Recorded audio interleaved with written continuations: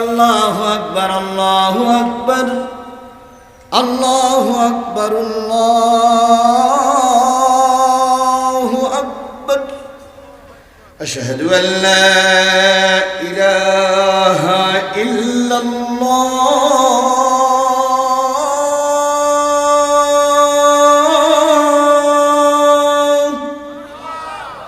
আশহাদু আন্না মুহাম্মাদার রাসূলুল্লাহ। এজন্য মাঝে মাঝে কোরআন বলি, মাঝে মাঝে হাদিস বলি, মাঝে মাঝে ওষুধ দেই, তাহলে সবটাই ঠিক হবে। কথা বলেন ঠিক না ঠিক? অথবা কালকে কিছু ভালো মায়ের সন্তানেরা বলবো উনি ওয়াজ করতে আসেনি, উনি রাজনীতি করতে এসেছিল। তুই কোনটা ওয়াজ আর কোনটা তফসির আর কোনটা রাজনীতি তুই কি বুঝিস? এই তুই কি বুঝিস? তুই তো আমলি, কিন্তু তুই তো চুরি করে এমপি বানাইছিস। কথা বলেন ঠিক না ঠিক? তুই তো অবৈধ নেতার অবৈধ কর্মী, তোর কোনো পাওয়ার নেই বাংলাদেশে। কথা বলা কথা বললি চিপড়ে কুকুরিতে খাওয়ানো হবে, ফাঁসকামি করা শেষ, আর কোনো ফাঁসকামি করতে দেওয়া হবে না। ভারত এখন লম্বা লম্বা কথা বলছে, ভারতের কোন শক্তি ছিল না লম্বা লম্বা কথা বলে। এই শেখ হাসিনার জন্য, এই শেখ হাসিনার জন্য, এই শেখ হাসিনার জন্য ভারত এখন লম্বা লম্বা কথা বলে। কথা বলেন, কথা বলেন, কথা বলেন। ভারত কি বিপদে পড়িছে, শেখ হাসিনা ক্ষমতাতে চলে যেয়ে মোদি মনে করতেছে আমার বাপ মা সব হারা হয়ে গেছে। এত পাগল হয়ে যাও কেন? এতদিন তোমার স্ত্রী এই দেশে ছিল, এখন তোমার দেশে পাঠাই দিচ্ছে, এখন পাপা পাপনি করতে ওই নিয়ে থাকো। গাই গরু চলে গেছে, বাছুরগুলো রেখে গেছে। কথা বলেন ঠিক না ঠিক? একবারও হিসেব করলো না তোমার মা, একবারও হিসেব করলো না ওই শেখের বেটি যে আমি চলে যাচ্ছে আমার নেতা কর্মীদের কি হবে। একবারও হিসেব করলো না, তোমাদের রাস্তায় ফেলে চলে গেল, আর তুমি এখন বাকবাকুম বাকবাকুম বাকবাকুম করতেছ, জিপ টেনে সিঁড়ি ফেলবে একদম। ফাজলামি যা করেছ ওই পর্যন্ত আর কোনো ফাজলামি করতে দেওয়া হবে না। কথা বলেন ঠিক না ঠিক? আর ভারত এখন কি কায়দায় বলতেছে চট্টগ্রাম দখল করব, আসো আসো। আজকে ডক্টর মোহাম্মদ ইউনূস বলেছেন যে তৎকালীন পুলিশ বলেছিল স্যার এদের কাছে পারা যাবে না, কারণ একটা মারি গেলে চারটে দাঁড়ায়। তাই বলেছিলেন স্যার এদের কাছে পারা যাবে, একটা মারা গেলে কয়টা দাঁড়ায়? আর আজকে ইউনূস বলেছে সেই সময় একটা মারা গেলে চারটা দাঁড়িয়েছে, আর এখন যদি আমার দেশের একটা লোক ভারত মারো, একটার জায়গায় 40টা দাঁড়াবে। টিকতে পারবে না, টিকতে পারবে না, টিকতে পারবে না।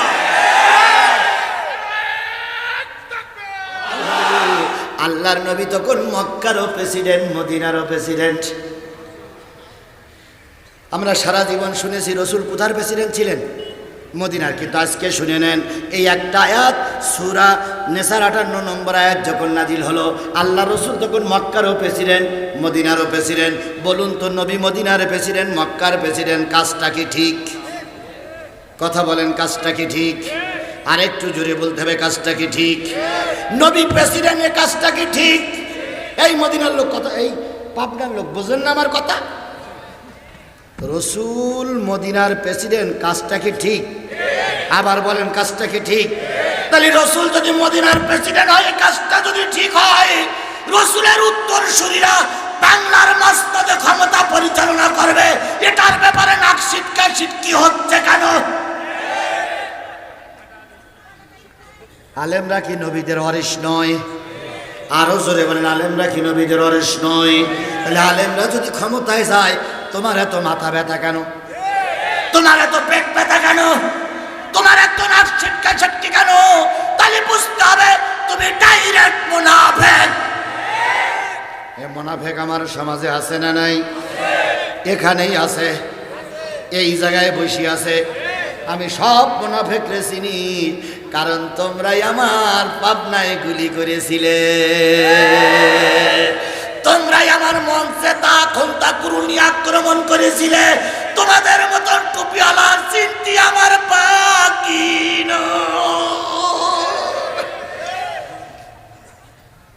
ওই যে খুঁটিটা দেখা যায়, খুঁটির মাঝখানে এরকম সাজে খয়ের বাগান, বসে আছে এক ভদ্রলোক। ওখান থেকে ডাইরেক্ট পিস্তল বের করে গুলি করলো আমাকে। আমি মঞ্চে, ডাইন পাশ দিয়ে গুলি বেরিয়ে গেল, আবার বাম পাশে গুলি করলো, বাম পাশ দিয়ে বেরিয়ে গেল, ডাইরেক্ট শুট করলো, মাথাটা নিচু করলাম। তিনটে গুলির যে কোনো একটা গুলি যদি আমার লাগতো, এতদিন আমার হাড় মাংস আলাদা হয়ে যেত। কথা বলেন ঠিক না বেঠিক? সুতরাং আমি তোমাদের চিনি, এর ভিতরে 1 নম্বর 2 নম্বর 3 নম্বর মুনাফিকেরা বসে আছে। সুতরাং এই আয়াত যখন নাযিল হলো, রাসূল তখন মক্কার প্রেসিডেন্ট। এবার বলুন তো, রাসূলের কালেমার দাওয়াত দেওয়ার বয়স মক্কায় ছিলেন কয় বছর? কথা বলেন, কথা বলেন। 13 বছর।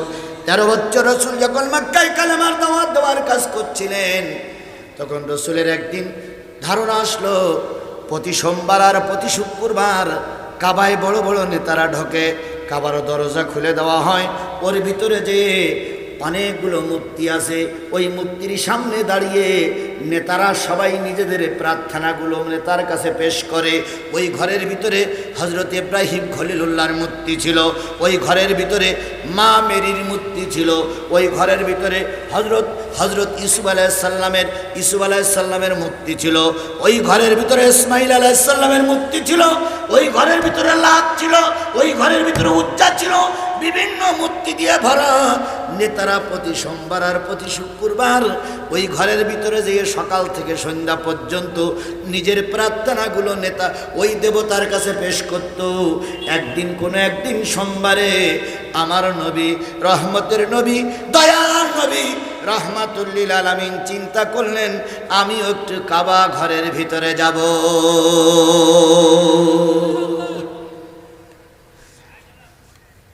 ফজরের নামাজ পড়ে নেতারা তখন আসেনি। হঠাৎ করে নবীজি যেয়ে দেখে যে কাবায় যে তালা মারা আছে, সে চাবিওয়ালাও নাই। নবীজি একা একা বসে আছেন, কখন তালা খোলা হবে? কিছুক্ষণ পরে কাবায় যে তালা মারা ছিল, সেই তালা মারার সেই লোকটি আসলো। আমি কিন্তু সূরা আন-নিসার 58 নম্বর আয়াতের প্রেক্ষাপট আর শানে প্রেক্ষাপট বলেন আর শানে নজুল বলেন, আমি কিন্তু আয়াতের প্রেক্ষাপট বলতেছি। কোন প্রেক্ষাপটে আল্লাহ পাক আয়াতটা নাজিল করলেন? বন্ধুগণ, 2-1 ওটা তো ভালো লক্ষণ নয়। মুরব্বি,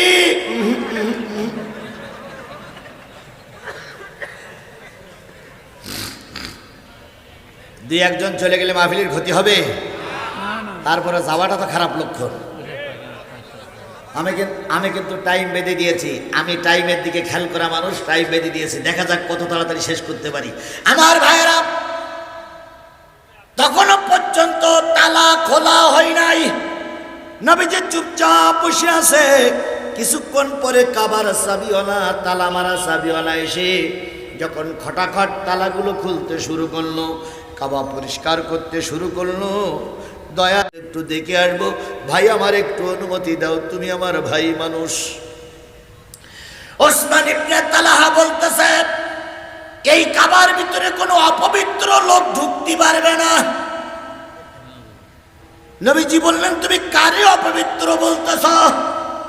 কই, তুমি হলে এই সমাজের সবচেয়ে অপবিত্র ব্যক্তি। নবীজি বললেন, কি করে বুঝলাম অপবিত্র ব্যক্তি? ওসমান ইবনে তালহা বলতেছে, বাপদাদার ধর্মকের মুখে চুনকালি দিয়ে নতুন ধর্ম আবিষ্কার করেছ, তুমি আমাদের দেশে একটা কলঙ্কিত মানুষ, তোমারে কাবার ভিতরে ঢুকতে দেওয়া হবে না। তাহলে এবার বলুন, যারা বিয়ের আগে মা হয় তারা হয় সম্মানিত, আর যারা আলেম ওলামা তারাই হয় কলঙ্কিত। বাংলাদেশের সবচেয়ে পবিত্র জায়গা হলো জাতীয় সংসদ। সেই জায়গায় মমতাজের মতো লোক চাষ পায়। এই মুসলমান কথা বলেন না কেন? কথা বলেন না কেন? সেই জায়গায় মমতাজের মতো অপবিত্র নারী গান গাইতে পারে, সেই জায়গায় ভোট চোরেরা যাইতে পারে, সেই জায়গায় ভোট ডাকাতিরা যাইতে পারে, আর আলেম ওলামা গেলে ওই জায়গাটা কি হয়? অপবিত্র হয়। তাই বাংলাদেশের একটা বৃহত্তম ইসলামী দলকে তারা নিষিদ্ধ ঘোষণা করেছিল। কথা বলেন, কথা বলেন, কথা বলেন। রামপন্থী বামপন্থী দলগুলো এদেশের নিবন্ধন পায়, আর একটা ইসলামী দলের নিবন্ধন যারা বাতিল করে, এরা সব কটা অবৈধ মায়ের জালর সন্তান।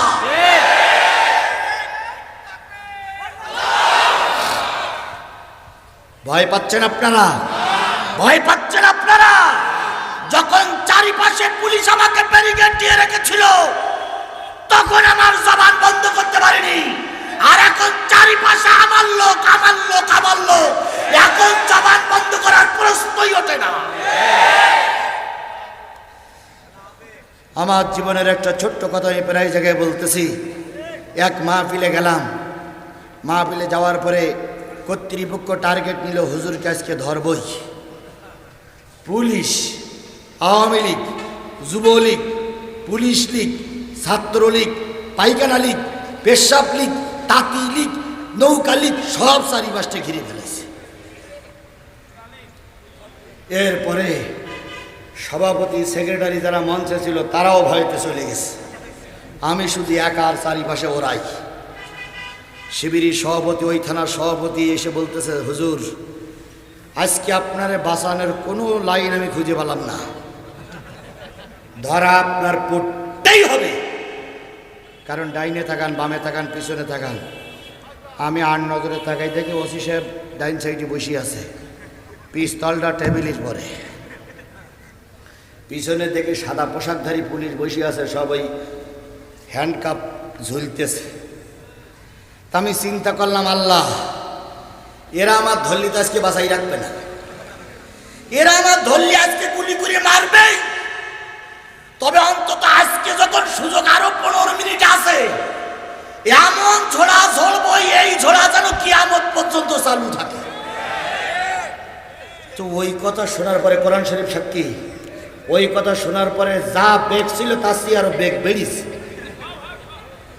তো বেগ বেরিয়ে যাওয়ার পরে ওরাও কিন্তু রেগে মেগে গিড়মিড় করতেছে, কিন্তু আমার ধরতে পারতেছে না, কারণ সামনে আমার 10,000 শ্রোতা।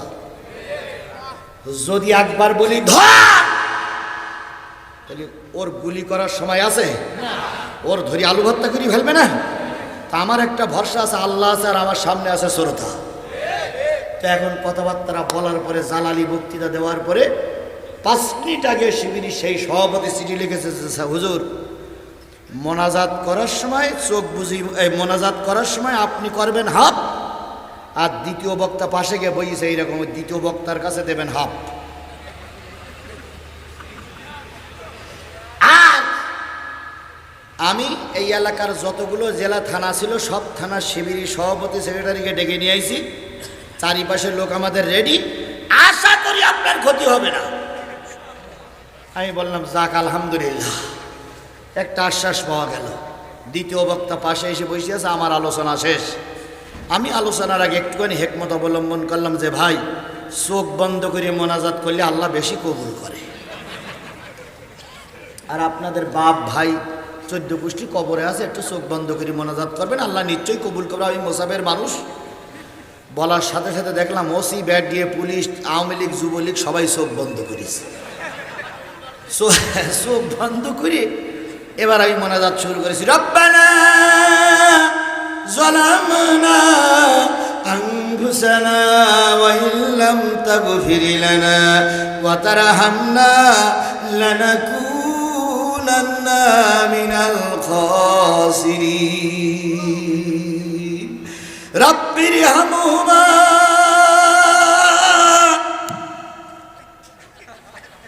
দ্বিতীয় বক্তা টান দেশে কামা রব্বায়ানি সগীরা। একই আয়াতের মোনাজাত করতেছে 2 জন, আমি হাফ, দ্বিতীয় বক্তা হাফ। ওরা কিন্তু সব কি বন্ধ করেছে? চোখ বন্ধ করে আল্লাহুম্মা আমিন, আল্লাহুম্মা আমিন। শিবিরের সভাপতি বলেছে 15 মিনিট মোনাজাত করবেন, যতক্ষণ হুজুরির বাউন্ডারির বাইরে না আনে যাব ততক্ষণ মোনাজাত বন্ধ করবেন না। এখন দ্বিতীয় বক্তা 15 মিনিট ধরে মোনাজাত করেছে। মোনাজাত করে যেই না বলেছে ওয়াখিরু দাওয়ানা আনিল হামদুলিল্লাহি রাব্বিল আলামিন, ডান পাশের পুলিশ এক হাত, বাম পাশের পুলিশ এক হাত ধরে বলতেছে, হুজুর কি ওয়াজ করলেন?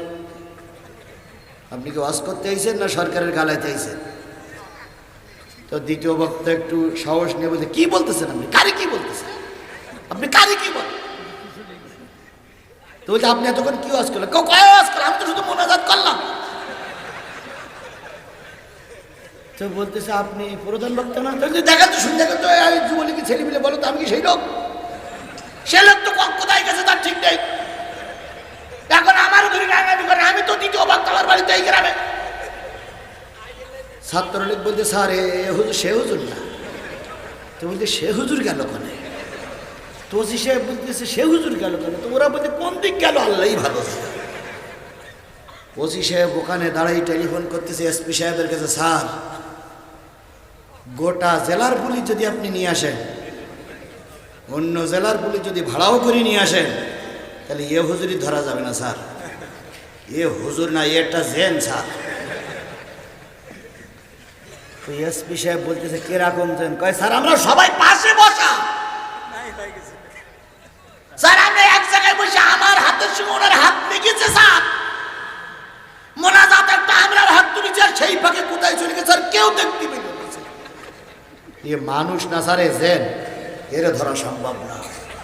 আজকে তো জিনিসটা আমরা হেসে উড়াই দিলাম। 1 মিনিট চোখ বন্ধ করে দেখুন তো ওই দিনটা আমার জন্য কত ভয়াবহ দিন ছিল। ওই সময়টা আমার জন্য কত কষ্টের সময় ছিল, কথা বলে ঠিক না বেটি? এত কষ্টের মোকাবেলা করেও মালিক আমাকে এখনো বাঁচিয়ে রেখেছে। সুতরাং তখন কাউরে ভয় পাইনি, এখন ভয় পাওয়ার প্রশ্নই ওঠে না, প্রশ্নই ওঠে না, প্রশ্নই ওঠে না।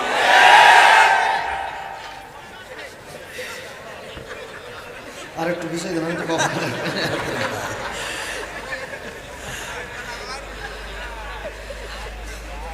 কথা ঠিক চলবে, চলবে, চলবে। মাশাআল্লাহ, পরপর খেলা হবে। খেলা তো আমি খেলতেছি, যত সময় যাবে তত খেলা জোর হবে ইনশাল্লাহ, ইনশাল্লাহ, ইনশাল্লাহ। 15 দিনের ওষুধ নিয়ে আসছি ভাই, 15 দিন। একদিনই একই সঙ্গে যদি সব ওষুধ খান তাহলে বুড়ি বাস্টই মরে যাওয়ার সম্ভাবনা আছে। এই জন্য মাঝে মাঝে কোরআন বলি, মাঝে মাঝে হাদিস বলি, মাঝে মাঝে ওষুধ দেই, তাহলে সবটাই ঠিক হবে। কথা বলেন ঠিক না বে ঠিক? নতুবা কালকে কিছু ভালো মায়ের সন্তানেরা বলবে উনি ওয়াজ করতে আসেনি, উনি রাজনীতি করতে এসেছিল। তুই কোনটা ওয়াজ আর কোনটা তফসির আর কোনটা রাজনীতি তুই কি বুঝিস? এই তুই কি বুঝিস? তুই তো আমলি কিন্তু, তুই তো চুরি করে এমপি বানাইছিস। কথা বলেন ঠিক না বেটি? তুই তো অবৈধ নেতার অবৈধ কর্মী, তোর কোনো পাওয়ার নেই বাংলাদেশে। কথা বলা কথা বললি চিপ টেনে কুকুরি দিয়ে খাওয়ানো হবে, ফাঁসকামি করা শেষ, আর কোনো ফাঁসকামি করতে দেওয়া হবে না। ভারত এখন লম্বা লম্বা কথা বলছে, ভারতের কোন শক্তি ছিল না লম্বা লম্বা কথা বলে। এই শেখ হাসিনার জন্য, এই শেখ হাসিনার জন্য, এই শেখ হাসিনার জন্য ভারত এখন লম্বা লম্বা কথা বলে। কথা বলেন, কথা বলেন, কথা বলেন। ভারত কি বিপদে পড়িছে, শেখ হাসিনা ক্ষমতাতে চলে গিয়ে মোদি মনে করতেছে আমার বাপ মা সব হারা হয়ে গেছে। এত পাগল হয়ে যাও কেন? এতদিন তোমার স্ত্রী এই দেশে ছিল, এখন তোমার দেশে পাঠাই দিচ্ছে, এখন পাপা পাপ করতে ওই নিয়ে থাকো। গাই গরু চলে গেছে, বাছুরগুলো রেখে গেছে। কথা বলেন ঠিক না বে ঠিক? একবারও হিসেব করলো না তোমার মা, একবারও হিসেব করলো না ওই শেখের বেটি যে আমি চলে যাচ্ছে আমার নেতা কর্মীদের কি হবে। একবারও হিসেব করলো না, তোমাদের রাস্তায় ফেলাই চলে গেল, আর তুমি এখন বাকবাকুম বাকবাকুম বাকবাকুম করতেছ, জিপ টেনে সিঁড়ি ফেলবে একদম। ফাজলামি যা করেছ ওই পর্যন্ত, আর কোনো ফাজলামি করতে দেওয়া হবে না। কথা বলেন ঠিক না বে ঠিক? আর ভারত এখন কি কায়দায় বলতেছে চট্টগ্রাম দখল করব, আসো আসো। আজকে ডক্টর মোহাম্মদ ইউনূস বলেছেন যে তৎকালীন পুলিশ বলেছিল স্যার এদের কাছে পারা যাবে না, কারণ একটা মারি গেলে 4টে দাঁড়ায়। তাই বলেছিলেন স্যার এদের কাছে পারা যায়, একটা মারা গেলে কয়টা দাঁড়ায়? আর আজকে ইউনূস বলেছে সেই সময় একটা মারা গেলে 4টা দাঁড়িয়েছে, আর এখন যদি আমার দেশের একটা লোক ভারত মারো, একটার জায়গায় 40টা দাঁড়াবে। টিকতে পারবে না, টিকতে পারবে না, টিকতে পারবে না।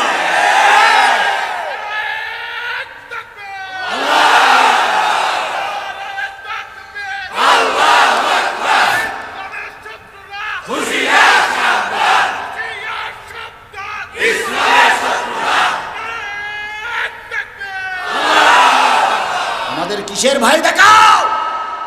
আল্লামা সাঈদী বলেছিলেন ভারত তোমার সোলজার অনেক বেশি, ভারত তোমার দেশের সীমানা অনেক বেশি, তোমার অনেক অস্ত্র আছে, কিন্তু একটা জিনিস জেনে রেখো, তোমার যা আছে তার চাইতে কোটি গুণ বেশি আমার ভিতরে আছে। তোমার আছে অস্ত্র, তোমার আছে মারণাস্ত্র, তোমার আছে ক্ষেপণাস্ত্র, তোমার আছে পারমাণবিক বোমা, আর আমার আছে বুক ভরা ঈমান। কথা বলেন, কি বলেন? আমার আছে কি? বুক ভরা ঈমান। আর প্রতিটা জেলায় জেলায়, প্রতিটা থানায় থানায় আছে বাঁশের ঝাড়, বাঁশের লাঠি নিয়ে, ভাটার থেকে ইট ভাটার থেকে নিয়ে বুক ভরা ঈমান নিয়ে রাস্তায় নামবো। ভারত পালানোর জায়গা খুঁজে পাবা না। আল্লামা সাঈদীর সব ভবিষ্যৎবাণীগুলো কাজে লাগেনি? আল্লামা সাঈদী বলেছিলেন, অত্যাচার বন্ধ করো, নতুবা এমন সময় আসবে পালানোর জন্য ইঁদুরের গর্ত খুঁজে পাবা না। কাজে লেগেছে না লাগেনি? এই মুসলমান কথা বলেন, কাজে লেগেছে না লাগেনি? গোটা বিশ্বের কোনো ময়দানে তোমার জায়গা নেই, ভারত তোমার এখন ইঁদুরের গর্তের ভিতরে ঢুকাই রেখেছে। কথা বলেন, ঠিক না বেটি? আল্লামা সাঈদ একটা কথা বলেছিলেন, আমাদের মৌলবাদ দিয়ে গালিগালাজ দিও না। মৌলবাদ মানে যারা মূলের পরে থাকে তাদেরকে বলা হয় মৌলবাদ। আমরা দেশের 12 কোটি মানুষ আছে মৌলবাদী, মানে 12 কোটি মানুষ আছে গাছের গোড়ায়, আর তোমরা কিছু লোক আছে আগাবাদী গাছের আগায়। বেশি বাড়াবাড়ি করবা না, গাছের গোড়া ধরে নাড়া দেবো, নানুর বাড়ি দিল্লি যেয়ে পড়বা, কিয়ামতের আগে আর আসতে পারবে না। কথাটা ঠিক কিনা বলে?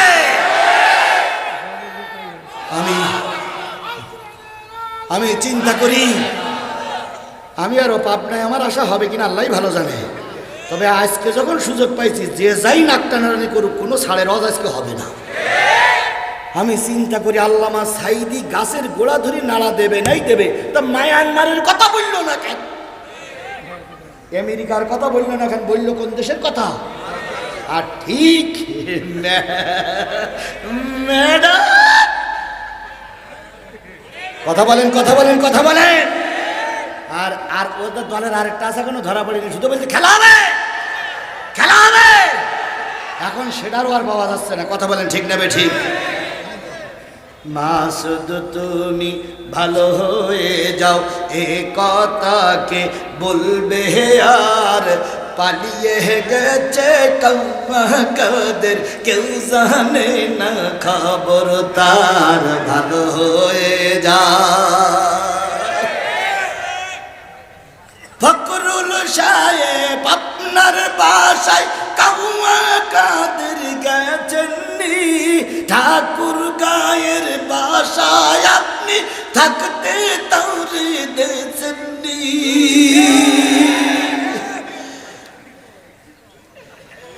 তার সাথে যে হিসাব বাকি, হায় হায়, তার সাথে যে হিসাব বাকি আছে কোটি জনতার, পালিয়ে গেছে কাউয়া কাদের।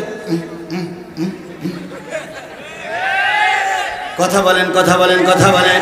সুতরাং আর কখনো এই দেশে আসলো ওই অন্যায়ভাবে রাজনীতি করতে আর জনগণ দেবে না। আল্লাহর নবী ঢুকবে কোন ঘরে? মনে আছে তো? কোন ঘরে ঢুকবে? এবার ওসমান ইবনে তালহা সাহাবীওয়ালা বলতেছে, তুমি কি লোক? অপবিত্র লোক, তুমি ঢুকতে পারবা না। নবীজি কথাটা শুনে বড় ব্যথা পাইলেন, কিন্তু ভেঙে পড়লেন না। কারণ বিপদে পড়লে, বিপদে পড়ে কেউ যদি ভেঙে পড়ে, ওই লোকটা কাঙ্ক্ষিত জায়গায় পৌঁছাতে পারে না। বাংলাদেশ জামাত ইসলামী আপনারা করেন চাই নাই করেন, আমি করি আর না করি না আমার ব্যাপার, কিন্তু বাংলাদেশ জামাত ইসলামীর নেতৃত্ব শীর্ষস্তরীয় নেতাদের যখন ফাঁসিতে ঝুলানো হলো, বিদেশ থেকে আওয়াজ আসলো, দেশের থেকে আওয়াজ আসলো, বাইরের থেকে আওয়াজ আসলো, বাংলাদেশ জামাত ইসলামী নিশ্চিহ্ন হয়ে গেছে, এরা আর কখনো মেরুদণ্ড সোজা করে দাঁড়াতে পারবে না। নেতারা বলল, মনোবল হারাইলে চলবে না, ময়দানে থাকো, বিজয় একদিন আসবে। বিজয় এসেছে না আসেনি? এখন এই বিজয়টা ধরে রাখার দরকার। কথা বলেন, ঠিক না বেঠিক? দেশ স্বাধীন করা সহজ, কিন্তু স্বাধীনতা ধরে রাখা বড় কঠিন। এই জন্য সকলকে এখন ধৈর্যের সঙ্গে সামনে অ্যাডভান্স হতে হবে। ইনশাল্লাহ, ইনশাল্লাহ ইনশাআল্লাহ গোটা বাংলাদেশের এমন কোন জেলা নাই গুনাহগারের সফর হয়নি।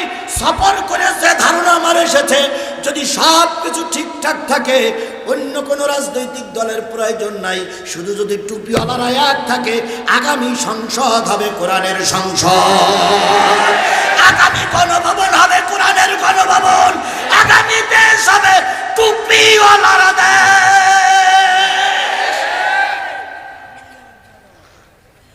আল্লাহ সেই দিনটা আমাদের দেখার তৌফিক দান করুক। আর একটু জোরে বলেন আমিন, আরো জোরে বলেন আমিন। যাদের হৃদয় আছে আল্লাহর ভয়, তারা কভু পথ ভুলে যায় না, তারা কভু পথ ভুলে যায় না। আল্লাহর প্রেম ছাড়া এই দুনিয়ায় কারো কাছে কোনো কিছু চায় না। রাতের আধারে যারা সেজদাতে রয়, দু চোখের অশ্রুতে নদী যেন বয়, ছলনার হাত চানি যতই আসুক, পিছনে ফিরেও তাকায় না। যাদের হৃদয় আছে আল্লাহর ভয়, তারা কভু পথ ভুলে যায় না। ইসলামী সঙ্গীত বলতে গেলে আমার রস শেষ হবে না।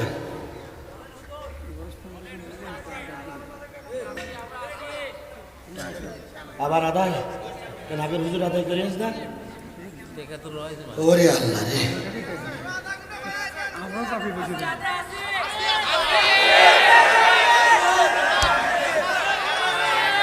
আপনারা আসেন কি আগে না পিছনে, সামনে না পিছনে?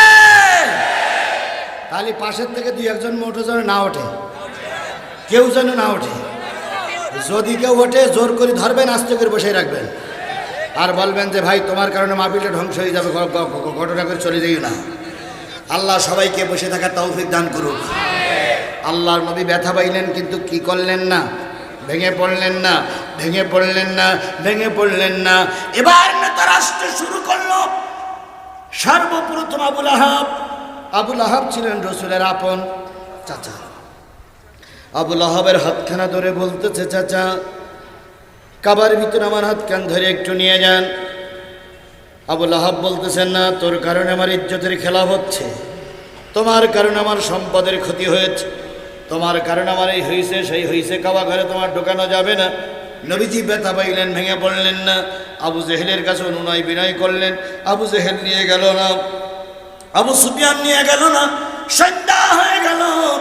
নবীজি এবারে চিন্তা করলেন, সন্ধ্যা হয়ে গেছে, স্বপ্নে তারা চলে গেছে। ওই তালা, ওই চাবিওয়ালা আবার তালা বন্ধ করে যখন চাবিটা পকেটে ঢুকাবে, নবীজি সামনে যেয়ে বললেন, ভাই সকালবেলা একটা ভয় ছিল যদি নেতারা দেখে ফেলে, কিন্তু এখন তো সে ভয় নাই, সব নেতারা চলে গেছে, আর ফিরে আসবে না, দয়া করে কাবার ভিতরে একটু ঢুকতে আমাকে দাও। ওসমান ইবনে তালাহা ওই চাবিওয়ালা আর নজরে তাকাই বলতেছেন, না না, হবে না, হবে না, বেরিয়ে যাও, তোমার মতন লোক এখানে ঢোকা যাবে না। চাবিওয়ালা যখন অহংকারের বশবর্তী হয়ে চাবিটা নিয়ে যখন চলে যাচ্ছিল, আল্লাহর নবী কখন থেকে বসা, সন্ধ্যা পর্যন্তই কাবার ভিতরে একটু ঢুকবে, মনের কথাগুলো আল্লাহর সঙ্গে বলবে। এরা যখন সুযোগ দিল না, আল্লাহ নবী অধৈর্য হতেন না। আল্লাহ ধৈর্যশীলদের সাথে থাকে, নবীজি ধৈর্যের সঙ্গে থেকে এবার ওসমান ইবনে তালাহাকে পিছন দিক থেকে ডেকে বলতেছে, তালাহা সকাল থেকে তোমার কাছে অনুনয় বিনয় করতেছি, তুমি আমার কথাটা শুনলে না, যাওয়ার আগে একটা কথা শুনে যাও, তোমার ওই চাবি একদিন নবী মুহাম্মাদের হাতে আসবে।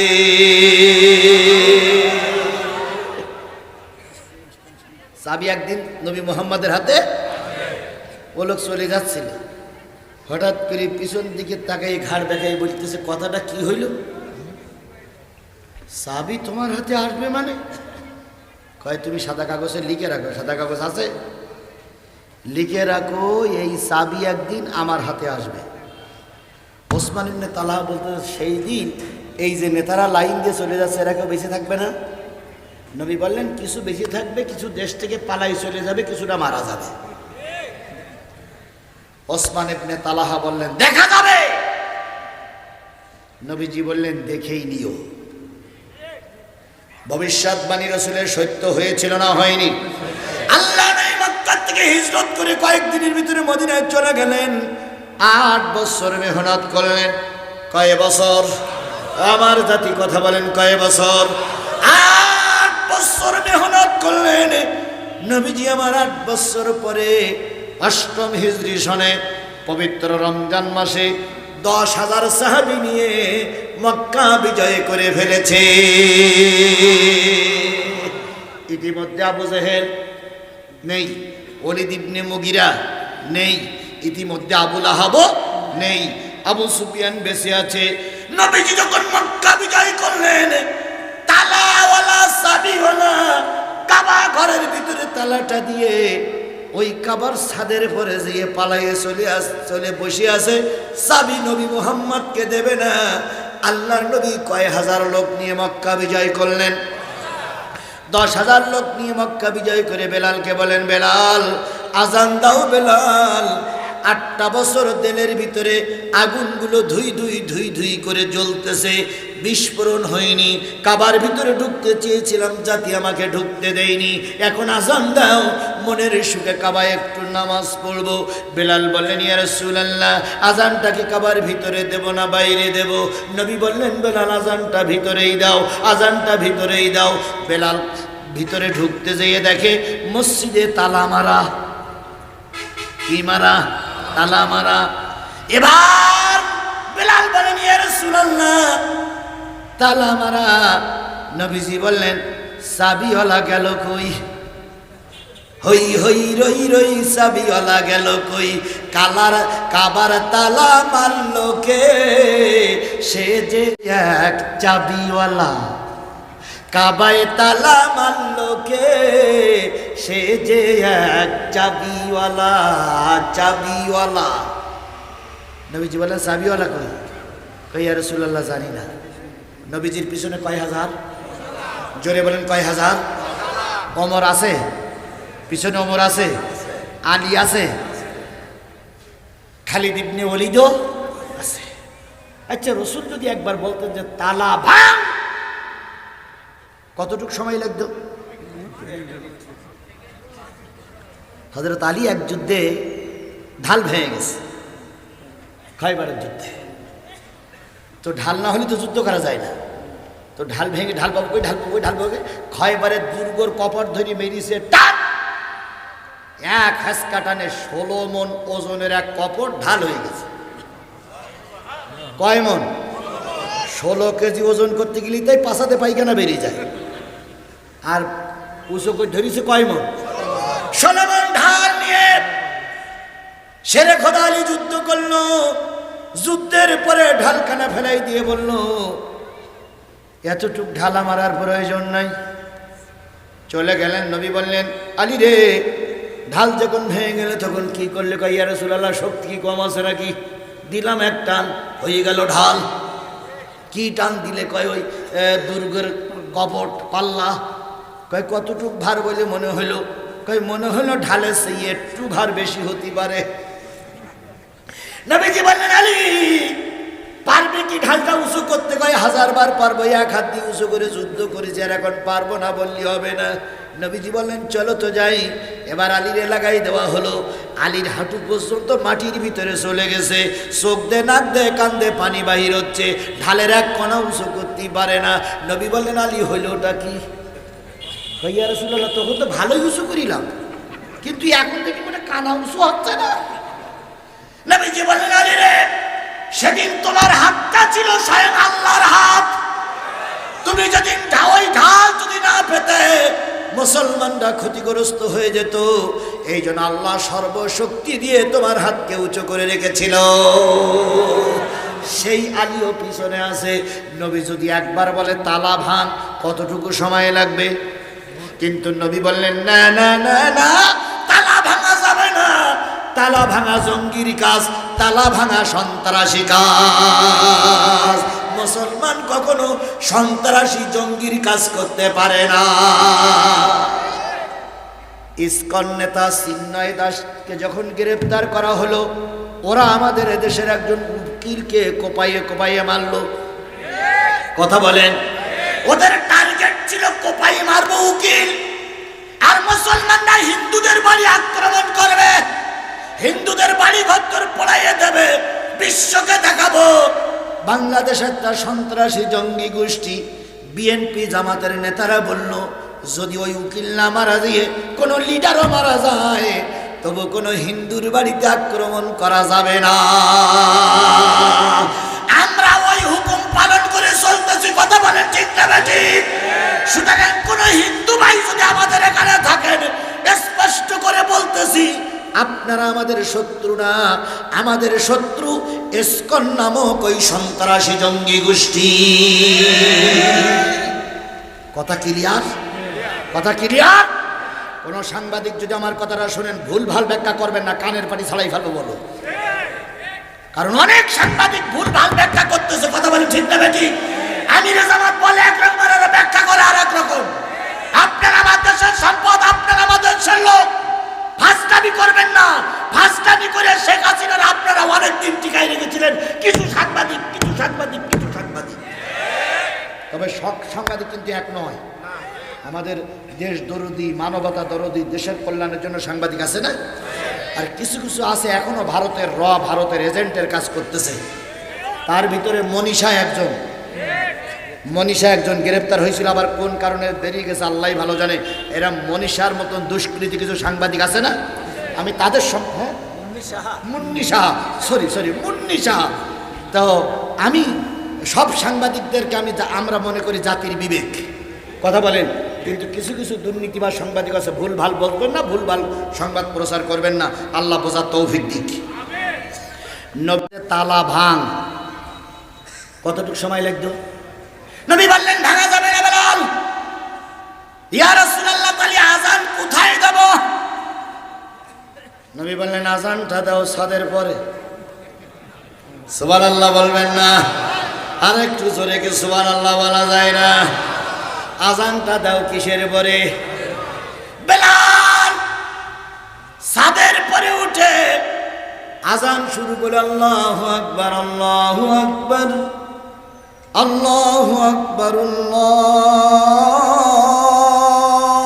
আকবার, আশহাদু আল্লা ইলাহা ইল্লাল্লাহ,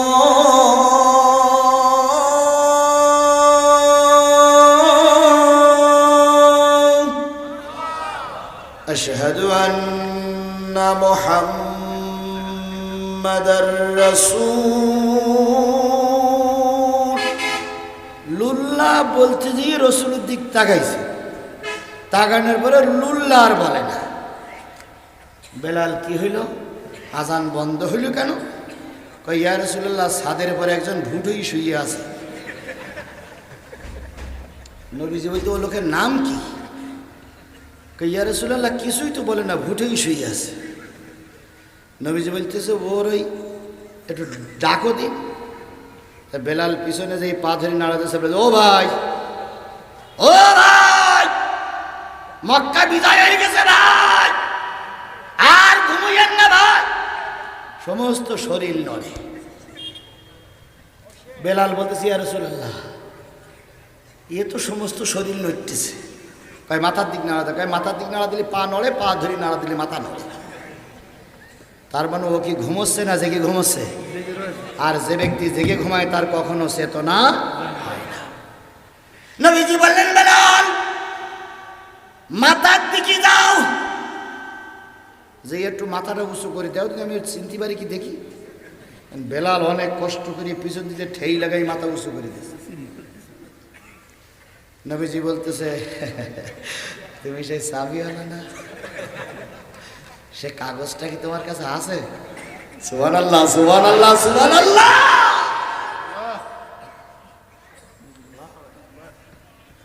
ও কিছুই বলে না। চাবিটা দাও। তখনও বলতেছে উপরের নিষেধ আছে। নেতারা যাওয়ার সময় বলিস তুই মরে গেল, চাবি যেন দিস না।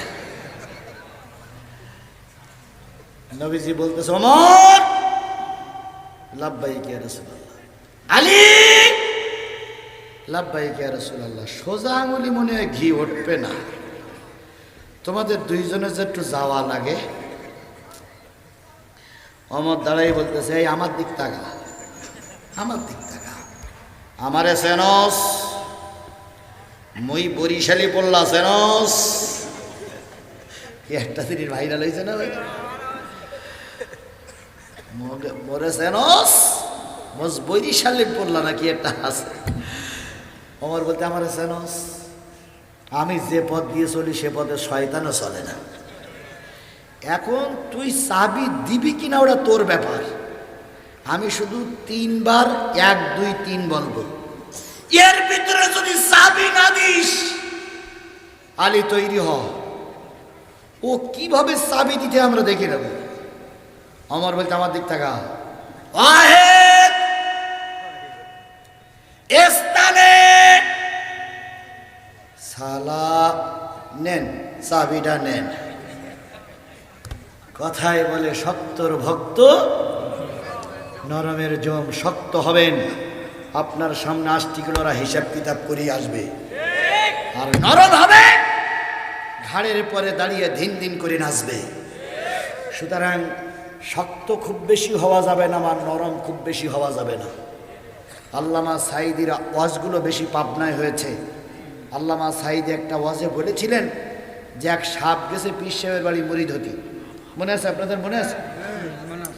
তুই এখন পীর সাহেব বলছে তোর আমি মুরিদ করবো না, কেন? তোর রাগ বেশি, তুই যে কোনো লোকের কামড়াস। হ্যাঁ, তো সাপ বলতেছে হুজুর আমার মুরিদ করে দেন, আমি জীবনেও কামড়াবো না, কথা দিলাম। তো সাপের মুরিদ করতেছে, সাপ চিন্তা করছে আমি তো হুজুরের কাছে মুরিদ হয়েছি, কামড়াবো না, তো গ্রামে আর থাকবো না, গেছে মাঠের ভিতরে। মাঠের ভিতরে জমির আলির পরে গড়ি থাকে।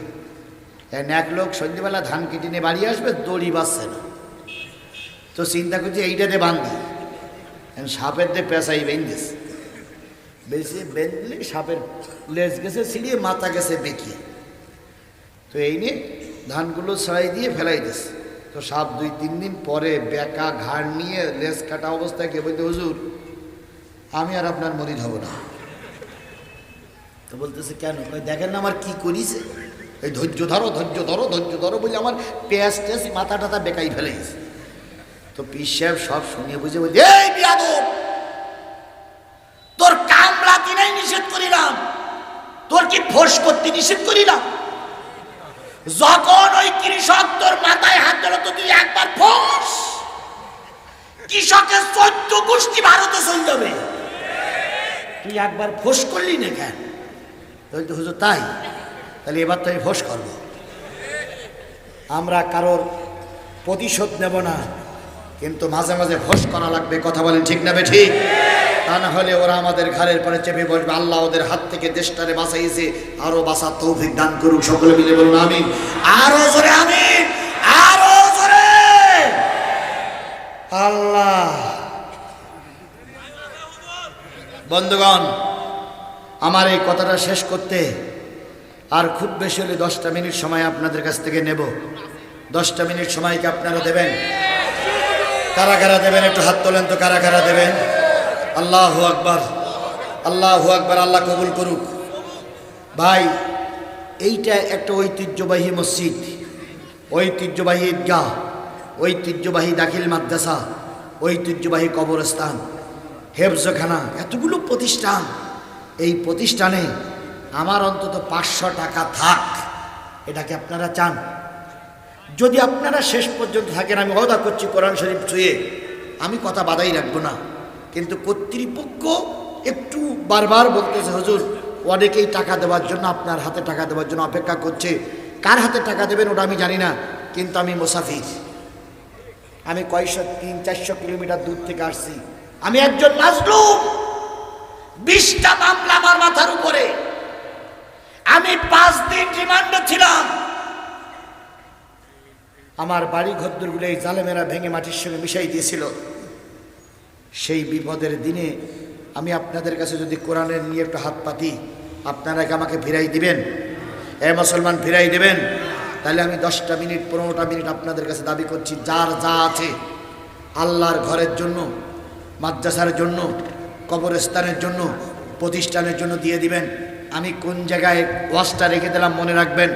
আল্লাহ রসুল চাবি দিচ্ছিল না বলে ওমর কয় বলেছে? 3 বলেছে, চাবি দিল। এরপরে কি হলো আয়াতটা বলে আমি শেষ করব।